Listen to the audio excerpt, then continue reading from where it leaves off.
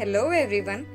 I hope अब तक के किए गए हमारे एफर्ट्स और दी गई टिप्स आपके काम कहीं ना कहीं ज़रूर आ रही होंगी। तो आज हम बात करेंगे कि अगर आपने कोई कॉम्पिटिटिव एग्ज़ाम फिल करा है और आपके एग्ज़ाम को सिर्फ और सिर्फ 10 दिन रह गए हैं, तो फिर आप क्या स्ट्रैटेजी बनाओ कि आपका एग्ज़ाम अच्छा जाए। क्योंकि अब सिर्फ 10 डेज ही बचे हैं आपके एग्ज़ाम को, तो पूरा सिलेबस रिवीजन करना बहुत ही मुश्किल होगा।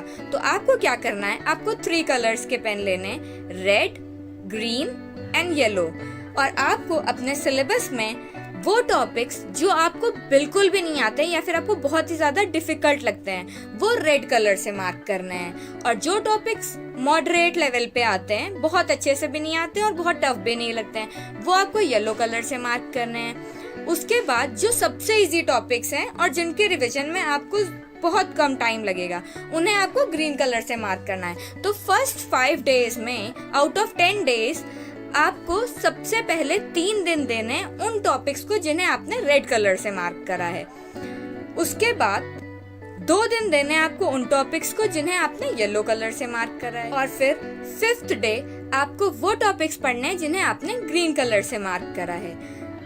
और साथ ही साथ आपको PYQs भी देने हैं। 6 डेज तक आपको रोज PYQs सॉल्व करने हैं, और आपको खास ध्यान रखना है कि कौन से टॉपिक से ज्यादा क्वेश्चंस पूछे गए हैं, और जिन टॉपिक से ज्यादा क्वेश्चंस पूछे गए हैं उन्हें आपको अपने सिलेबस में मार्क कर लेना है। 6th डे को आप MCQs और मॉक टेस्ट देना बंद कर देंगे, क्योंकि इन केस अगर आपने कोई भी डिफिकल्ट मॉक टेस्ट खोल लिया और वो आपसे नहीं सॉल्व हुआ, तो फिर आप टेंशन में आ जाओगे कि अरे आपको तो कुछ आ ही नहीं रहा है, ये तो सॉल्व ही नहीं हो रहा है, तो फिर एग्जाम अब कैसे होगा।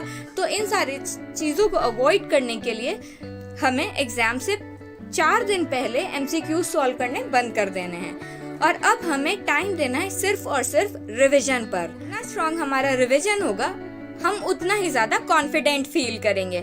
आपको अपने दिमाग में टॉपिक्स रिकॉल करने हैं और उनके आंसर्स खुद से देने हैं। और इन 10 डेज में आपको अपने स्लीप शेड्यूल का खास ख्याल रखना है। आपको प्रॉपर स्लीप लेनी है, एटलीस्ट 6 आवर्स पर डे, और प्रॉपर डाइट लेनी है। ये नहीं कि आप अगर पढ़ रहे हैं तो आप खाने पर बिल्कुल ध्यान ही नहीं दे रहे हैं। अगर ऐसा करेंगे तो आप फिजिकली वीक हो जाएंगे, और आपकी फिजिकल हेल्थ भी आपके एग्जाम में बहुत ज्यादा मैटर करती है। आपको ग्रीन वेजिटेबल्स ज्यादा से ज्यादा लेनी है, सैलेड खाना है, और अपनी बॉडी को हाइड्रेटेड रखना है। I hope this would be helpful for you. Thank you.